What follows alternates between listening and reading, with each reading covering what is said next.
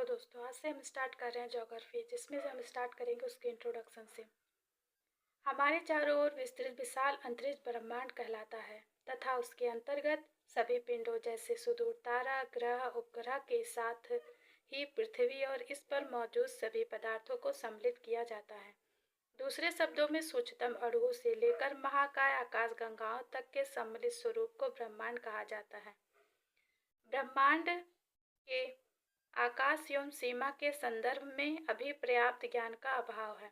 हालांकि यह अनुमान लगाया गया है कि ब्रह्मांड में लगभग 100 अरब आकाश गंगाएं हैं तथा प्रत्येक में 100 अरब तारे हैं। सूर्य, जो हमारे ग्रह पर जीवन का आधार है, अरबों तारों के इस ब्रह्मांड में मौजूद केवल एक तारा है।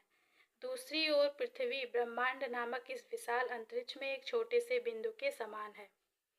ब्रह्मांड में दूरी नापने की इकाई।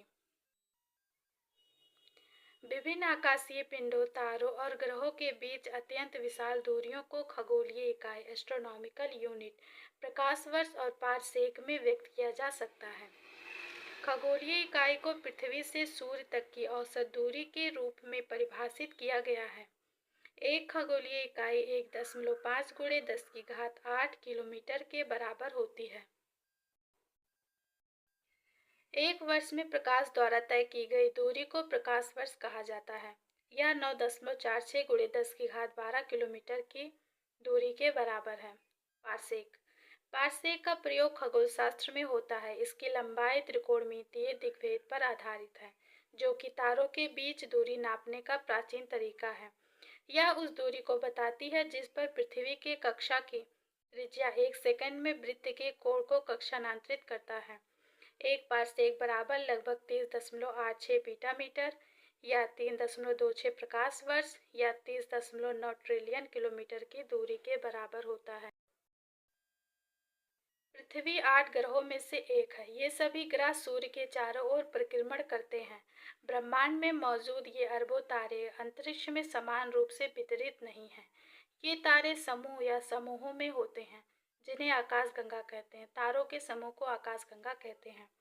इस प्रकार ब्रह्मांड की संरचना का अध्ययन करने के क्रम में हम सर्वप्रथम ब्रह्मांड में अवस्थित आकाशगंगाओं, तारों, ग्रहों, उपग्रहों आदि की चर्चा करेंगे।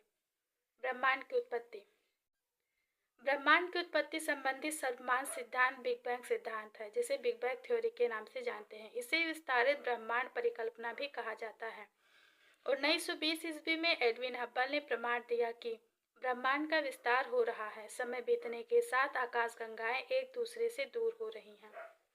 यह ब्रह्मांड के विस्तार का अर्थ आकाशगंगाओं के बीच की दूरी बढ़ने से है। वैज्ञानिकों का मानना है कि आकाशगंगाओं के मध्य की दूरी बढ़ रही है, परंतु प्रेक्षण आकाशगंगाओं के विस्तार को सिद्ध नहीं करते हैं। हॉयल ने इसके विकल्प के रूप में अस्थायी अवस्था संकल्पना प्रस्तुत किया। इनके अनुसार ब्रह्मांड सदैव एक ही जैसा रहा है। इसका ना तो कभी आरंभ हुआ और ना ही अंत। यद्यपि ब्रह्मांड के विस्तार संबंधी अनेक प्रमाणों के मिलने पर वैज्ञानिक समुदाय अब ब्रह्मांड विस्तार सिद्धांत को ही अपना समर्थन देते हैं। प्रसरणशील ब्रह्मांड। विकासवादी सिद्धांत के अनुसार ब्रह्मांड में मंदाग्नियों का वितरण प्रत्येक दिशा में लगभग समान दूरी पर है। इसी कारण किसी पर्यवेक्षक को किसी भी मंदाग्नि से ब्रह्मांड की रचना समरूप दिखाई देती है। बिग बैंग सिद्धांत की अवस्थाएं। नंबर 1, आरंभ में वे सभी पदार्थ जिनसे ब्रह्मांड की उत्पत्ति हुई है एकाकी परमाणु के रूप में एक ही स्थान पर अवस्थित थे, जिसका आयतन अत्यधिक निम्न तथा तापमान व घनत्व अनंत था। नंबर 2, बिग बैंग की प्रक्रिया में इस अति छोटे गोलक में भीषण विस्फोट हुआ। इस प्रकार की विस्फोट प्रक्रिया से इसमें व्यापक विस्तार हुआ। अब खगोलविदों के बीच इस तथ्य के विषय में आम सहमति है कि बिग बैंग की घटना आज से 13.7 अरब वर्ष पूर्व घटित हुई थी। नंबर 3, ब्रह्मांड का विस्तार आज भी जारी है। विस्तार के कारण कुछ पदार्थ में परिवर्तित हो गई है। विस्फोट के बाद 1 सेकंड के अल्पांश के अंतर्गत ही बृहद विस्तार हुआ। इसके बाद विस्तार की गति धीमी पड़ गई। बिग बैंग होने के आरंभिक 3 मिनट के अंतर्गत ही पहले परमाणु का निर्माण हुआ। नंबर 4, बिग बैंग से 3 लाख वर्षों के दौरान तापमान 4500 डिग्री केल्विन तक गिर गया और परमाणुीय पदार्थों का निर्माण हुआ। धन्यवाद।